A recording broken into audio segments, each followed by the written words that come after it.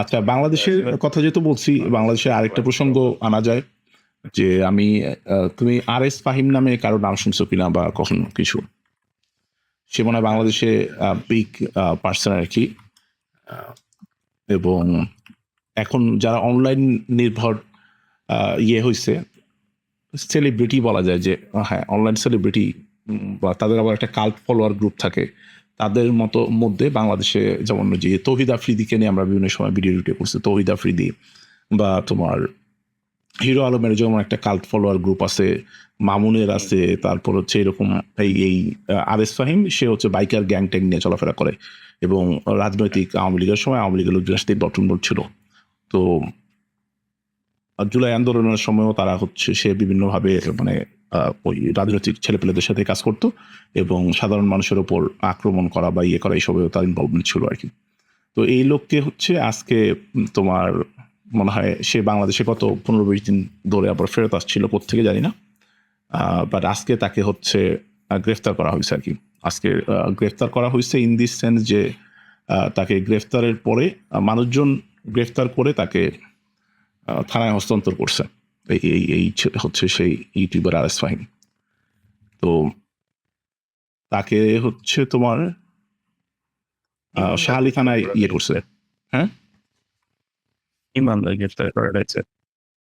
তার হচ্ছে জুলাই আন্দোলনে তার কি বলবো যে মানে কি বলবো, আচ্ছা আওয়ামী লীগ ছাত্রলীগের সাথে এদের সাথে হ্যাঁ হেট স্প্রেড করা এবং হচ্ছে সরাসরি অংশগ্রহণ এই ধরনের ব্যাপার স্যাপার হচ্ছে ইনভলভ আছে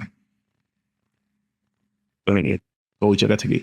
তো সে আমি একে তুলতে নাম তুললাম কেন যে বাংলাদেশের যে এই ধরনের একটা কাল্ট গ্রুপ বা কাল্ট একটা ব্যাপার তৈরি হচ্ছে বা হইছে, এই প্রসঙ্গটার জন্য আর কি, যে বাংলাদেশে তোমার এখন আমরা I think we can actually try to connect this with the last one as well.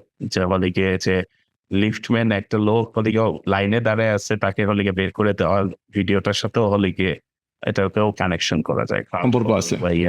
সে হলে গিয়ে সে যখন বেসিক্যালি আর.এস. ফাহিম হলে গিয়ে কামলা লেভেলের একটা ওকে কামলা লেভেলের রাস্তায় স্ট্যান্ড বাইক টাইক চালাইতো। এই পোলারে দেখে হলে মানুষজন হলে গিয়া বাংলাদেশে যে ওয়ার্ডটা এখন চলে পকি পোলা পাইনরা হলে গিয়া ফলো করা শুরু করছে। They started thinking that this is like some sort of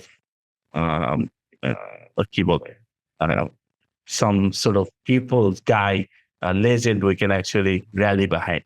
So সে তো ওই রাস্তার লেভেলের ধরনের কাজে সে ছাত্রলীগ এসব করে গ্যাঞ্জামের লোকজন এসব করে সে হলে গিয়ে এতটুকু আসতে পারছে।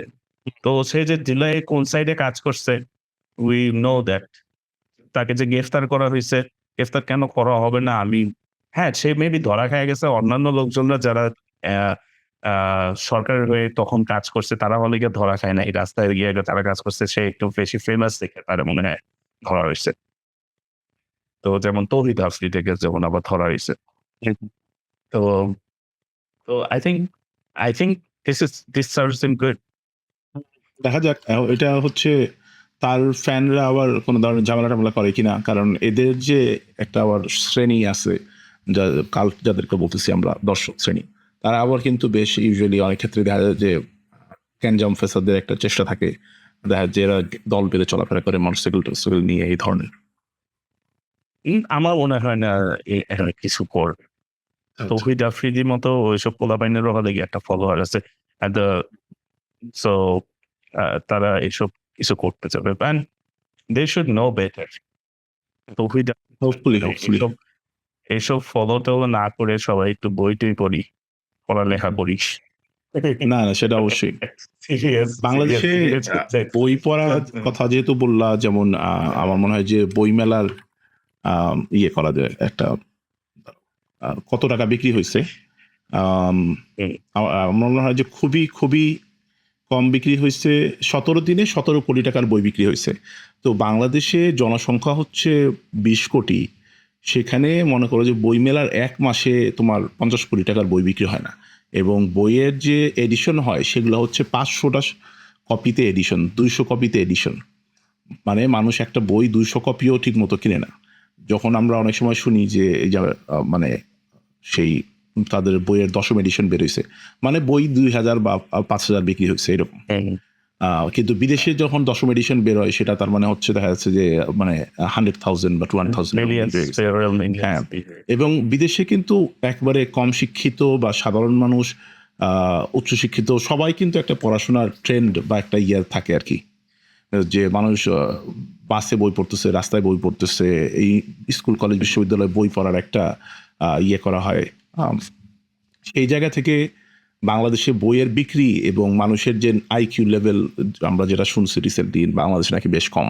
এছাড়া হচ্ছে তোমার বাংলাদেশে মানে বইয়ের সহজলভ্যতা খুবই দুঃখজনক আরকি। যে আমাদের এত মানুষ, তো আমাদের বই অনেক বিক্রি হওয়ার কথা যদি আমরা আসলেই জ্ঞানী জাতি হইতে চাইতাম বা হওয়ার কথা ভাবতাম। কিন্তু আমাদের বইয়ের বিক্রি থেকেই একটা আন্দাজ পাওয়া যায় যে আমাদের আসলে জ্ঞানের প্রতি চাহিদা কতটুকু আছে। তোমার মানুষ হচ্ছে 20,000 টাকা দিয়ে মোবাইল ফোন কিনতেছে, কিন্তু 200 টাকা দিয়ে একটা বই কিনতে আগ্রহী না। হ্যাঁ, সো তুমি তাইলে হচ্ছে কেমনে কি করবা?